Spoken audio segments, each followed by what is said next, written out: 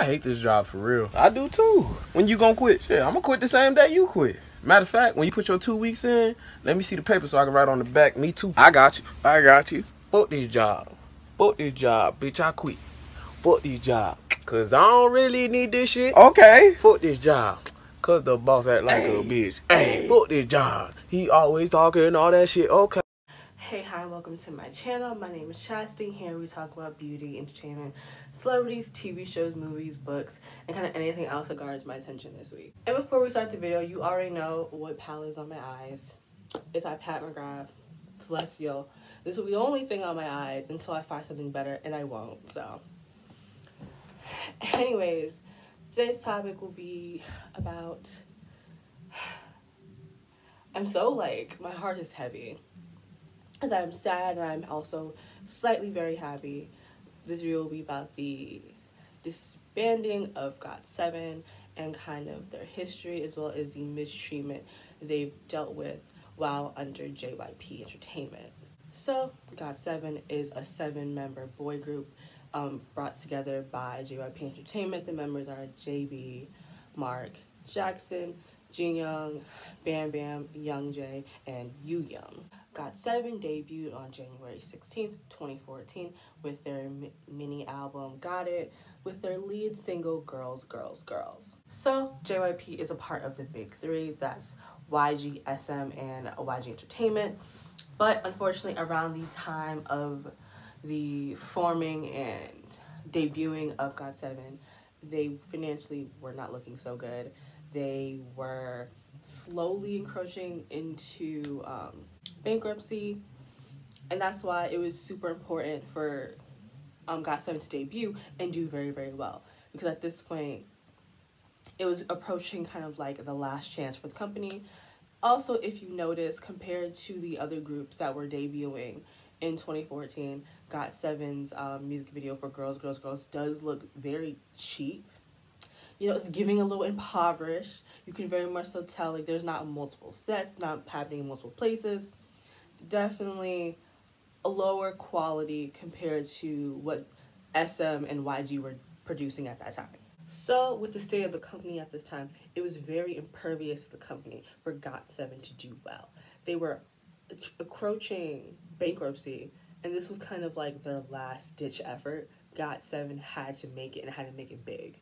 I had kind of like accidentally got into Got7. I had seen like a Got7 like crack video like on my timeline. I watched it. I thought these boys were kind of funny, so I went to go like see what the music was. And at that time, about 2018, this was around the time where like Present You had came out, and that was the first project I listened to by them. And then I kind of went back into their catalog. I'm not gonna lie, I'm not really a big fan of their music pre-2017-ish. I feel like the music they were making when they first came out to about 2017, 2018 was just a little too poppy for me. I like pop music, but not as much as I used to when I was younger. I think if I got into Got7 when I was much younger, I probably would have really enjoyed it, but because I kind of already left the pop era of my life, that music when they were first making wasn't really for me. But definitely like the music that have came out since have been my jam. It's all so good. Now there are songs they did drop in those previous years that I did like, but as for full bodies of work that I've liked almost every single song, it was Present You On, is where I have very few, if any, skips, but everything pre-Present You, I guess, I skip around a lot. I have maybe like 1 or 2 songs I actually like on the projects. So that's pretty much like the history of Got7, and I just want to home in on the fact that Got7 was very important to JYP when they first came out. Like I said, JYP was going under until Got7 debuted, and everything's been going good since. So the treatment of Got7 from then to now is absolutely disgusting. When these people, these boys, pretty much saved your company, and the ways in which they've been treated, which I will be getting into the treatment of Got7, and particularly in these last 2-3 years, have been disgusting. In 2020, Got7 released their 11th mini album, Diet, on April 5th. That album was maybe promoted for like 2 weeks. Like, and I feel like me saying 2 weeks is pretty accurate, because it was project here, gone. And then we have complete and utter radio silence from the group and their activities until November 8th, when Breath of Love, the last piece, was announced and then subsequently released November 30th. And with the release of like this project, once I saw like the name was Last Piece, I think a lot of us fans were like, this pretty much was it. And we kind of braced ourselves for what was going to happen in 2021, because we were all aware that Got7's contract was going to be up in 2021. And how things were going, it didn't look good, especially with the 2 songs that were released. The videos were filmed in the exact same locations. Same set, same pretty much everything. And it wasn't like the videos were like connected to each other, and then the songs and video weren't really connected to each other. It was just filmed at the same place. And I think that in itself was a sign that this was pretty much going to be it. I know a lot of us didn't want to believe it, but as soon as I saw Last Piece, now I was like, right, we just gonna end it like this, huh? And I want to say for the later half of December, we just kept seeing news of each of the members kind of talking to different companies. I think Yugyeom, it was AMOG, which I have feelings about that. If you want my feelings about how I feel about him possibly signing AMOG and how much I actually hate AMOG, comment. Please comment. We can talk about that. And then we saw like each of the members kind of seeming like it was branching off. Then on January 10th, Dispatch reported that all of the members of Got7 will be leaving JYPE Entertainment. And that in itself, all of them leaving, is so telling, because I've seen groups be poorly treated, like poorly treated, and still 1 or 2 people stay. But to see everyone left just tells you what type of foolishness was happening at JYP Entertainment. So we're going to get into some of the mistreatment of Got7. Listen to me closely, only some. Because if I really sat down and went through year by year by year by year, you would be here for 40 hours, and we don't have time for that. So I want to start with the music. One of the biggest gripes that non-fans have with Got7 is that their music has no color/distinct sound. That yes, you see the boys, you hear them, you meet them, you watch interviews. The music does not always reflect Got7. And I think the biggest issue in this situation is JYP himself. So the company is named after JYP. He is a misogynistic racist. We're not going to get into it. We're not going to get into it unless you want me to in a separate video. We're not going to do this here. This man has his hands in the music, and he shouldn't. He truthfully, honestly shouldn't. There's been times that as fans, we've heard JB's version of the music, and then we hear what has to come out on the project. And it's so different than what JB is and what Got7 is. That's the issue. JYP, the company and the man, they have this idea of like what Got7 sounds like. But the thing is, to everyone else, the members and the fans, the music that's coming out does not sound like Got7. The music is still good. Don't ever get that mistaken. It's good music, but it doesn't feel authentic. I think for the song Eclipse, there had been like 16 versions done of that song. Are you serious? As well as there are hundreds of clips of JB presenting music to JYP and JYP listening for no longer than 3 seconds, cutting off and saying that's not it. Not giving the songs chances, not letting it build up. There could be a beat change, nothing. He lets it play for 2 to 3 seconds and he shuts it off. And I feel like because they have this idea of what Got7 is supposed to sound like, it ruins everything for the group. Because us as fans and people who are casual listeners, or we've seen, because again, Got7 is probably one of the most memed groups, so you see Got7 a lot, but the music isn't always matching up with the boys we know. the company is just so controlling over the sound that now it just feels like to a lot of non-fans that Got7 doesn't have a distinct sound. Because truthfully and honestly, through the projects, there is a very stark difference in like the sound of the music. I feel like normally there is a gradual change. Like you maybe in one project, a group might experiment with something, and then the next project they go full with it. We never really got that gradual build up with Got7 just because of the company. Like most idols, Got7 has issues with sasaengs. If you don't know what sasaengs are, they are just very crazed fans. Those are the people that stand outside people's houses, go through their garbage, follow them on flights. Those crazies, those are sasaengs, and Got7 has been dealing with them for years. The issue comes in with the fact that JYP has done absolutely nothing when it comes to Got7 and their sasaengs. I'm talking about these boys' addresses have been leaked. I think Jackson, Mark, and Bam Bam. I could be wrong right here, but I know for a fact Bam Bam's address was leaked because he's talked about how he likes his privacy and he just wants his home to feel like a home.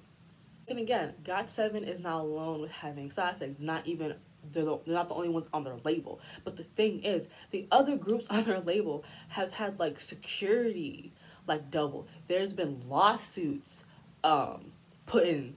Like things are actually happening to the sasaengs that are attacking and harassing the other groups on JYP's label. But Got7 has gotten nothing. Every time we push about it, we get the same automated message about it, and that like things will be taken care of. You don't have to worry about the boys. We will take care of it, and then nothing happens. Nothing happens. Next, I want to tackle the lack of promotion Got7 has been getting as of late, because in the beginning they had very good promotion. You know, they were going on variety shows and doing music shows and performing at award shows. Like they were very much so heavily promoting themselves and their music in the beginning. Their comeback for Eclipse was an actual disaster.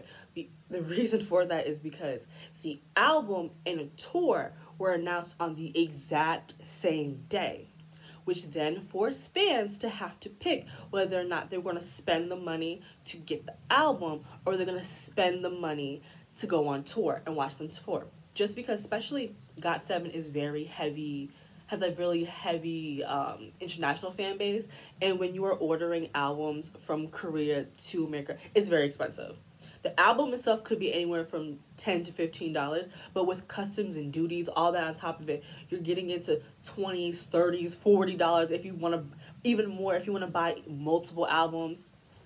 So it's like you made fans choose whether or not they wanted to physically own the album, which a lot of K-pop fans, they collect like the books that come with the albums and all that stuff and the photo cards. It's a very interactive process getting like a K-pop album. So they had to choose between either they wanted that experience or they wanted to go see them on tour. Also, like the tour itself was not promoted. The fans actually made posters themselves and posted it around town so they can drum up some buzz. The fans did this. The fans did what the company was supposed to do. And I gotta say, does this quite often, actually. So, You Calling My Name, I think, as of the last 2 to 3 years, might be Got7's biggest hit to non-fans. Because I saw so many people who maybe never wanted to stand Got7 or had never heard of Got7. Here, they heard You Calling My Name and was like, who is this group? I saw so many people. I even like played it for one of my friends who does not listen to K-pop, and she really liked that song. Like that song was an absolute bop, but it got zero promotion, absolutely nothing. So the buzz for You Calling My Name just died along with the song. You had this song that was bubbling in the K-pop sphere. Again, so many people were like, "Who's this group?" And then the lack of promotion that followed was gross. And again, the promotion on music shows was for, again, like another 2 weeks. And I don't understand how you have a song that is popping like this, but then you only promote for 2 weeks. You Call My Name should have definitely dominated.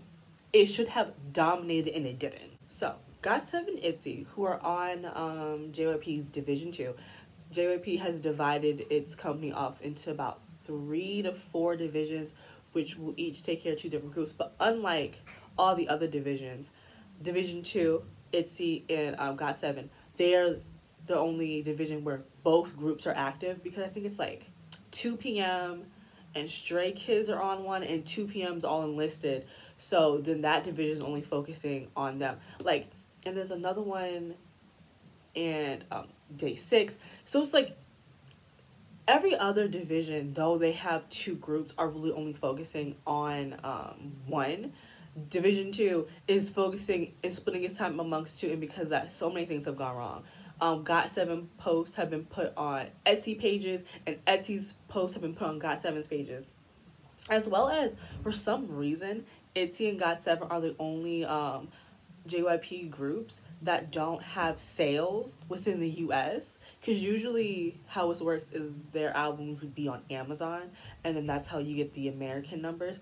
For some reason, none of their stuff is there, and fans had been begging to get Got7 stuff on there. I'm talking about there were hashtags for days, for weeks, trying to get Got7's music on Amazon so they could stream it and get like the streams from the US. Got7 also has like shorter pre-order than all of the other groups. Like, I think one group has like 20 something days, 15 days, all that stuff, and then like Got7 only has 10 days for fans to pre-order their albums. The senior group, the group that saved the company, you only get 10 days to pre-order the albums. As well as like the lack of restocking of Got7 albums. So if you want one of their older stuff, if it's sold out, it's just seemingly sold out for like the foreseeable future. Fans also went as far as to contact Knowing Bros and like Good Day New York so they can have Got7 there and they can promote. I think if you guys remember, like, Got7 was, I think, was it last 2019, I'd assume, we're at Good Day New York. That was because fans did that. Fans contacted Good Day New York, and then they contacted Got7's people. Like, fans are going as far as to work, like, listen, Got7 fans are employees and do far more than JYP employees do, because they're contacting places for these boys to promote. Fans are doing this. Fans should not be employees. That's not fair. Why are fans doing the work that JYP is supposed to be doing? Fans are also paying for ads and billboards to be placed around Korea, something JYP should be doing, as well as fans had to beg, do you hear me? Beg the company to put Got7 on JYP's website. Again, why is not one of your best-selling senior groups not on the company website? I don't know who is JYP himself. JYP himself absolutely hates Got7, and you can't tell me otherwise. You cannot tell me that man is not jealous of those boys and absolutely hates them for everything they've achieved, because none of these decisions make sense. These boys are supposed to make your company money. So why are you not doing everything in your power for you to get all the money you can from them? Like, this is where like hatred outbeats money. As well, Got7 as a whole, each member have different interests, and Mark himself has stated that he really wants to act. And for some reason, JYP has stopped any chance for him to act while he was a part of the group. There's been multiple times that multiple dramas have wanted Mark, and JYP has been like, no, which again would have been even more promotion for the group if one of the members were in a popular K-drama. And let's talk about the fact that Got7 had their last stage as a group at an award show. An award show put together last stage, and not JYP themselves. No goodbye concert, no nothing. JYP did not do that. Award show had to do that. Are you fucking kidding me? But through all of this, there is a light at the end of the tunnel. As of January 19th, the trademark for Got7 will be given to all of the members. So if maybe one day, after they explore their solo options, they want to come back and still be Got7. Because the thing is, Got7 is more than a name. It will always be more than a name. It will be those boys themselves who put in the work, who put in the time. But if they want to come back and still use the name Got7, they will now be able to after January 19th. So there is some light in the tunnel. I'm honestly excited to see what all 7 of these boys do. Now that they're allowed to do what they want and not be stifled by the dark cloud that is JYP. They deserve this. They deserve their freedom. They deserve to do what they want and be as successful as I know each and every one of them can be. Again, it does hurt that they won't be doing it always together, but I know these boys are family. There will be more down the line. Maybe not this year, maybe not next year, but this will definitely not be the end of Got7. This is just kind of a see you later, you know? We will see these boys again together because they're family and they all love each other and they love their fans. Again, it's bittersweet. It's very bittersweet. But again, I'm just happy they're no longer there. And can't wait for JYP's Stocks to drop. Super excited if it hasn't already. You know, because you don't deserve good things. JYP, company, and the man, terrible people. Y'all are not seeing the pearly gates. And that's pretty much it for my video. Sorry I got super emotional, but I am an emotion-driven person. And I do love these boys. I love the joy they've brought into my life being a fan of theirs. Again, some of them have done things I don't agree with and have on my social medias dragged them for. But again, that's just being a fan of anyone that's not a Black woman. That's just life. But thank you so much for sitting here and watching this video. I don't know, if you are into K-pop, who are your groups that you love? What are some groups that when they disbanded hurt you a lot? And bands that when they disbanded, it made you happy because they were free from the situation? Yeah, that's pretty much it. I will see you guys in my next one. Bye, guys.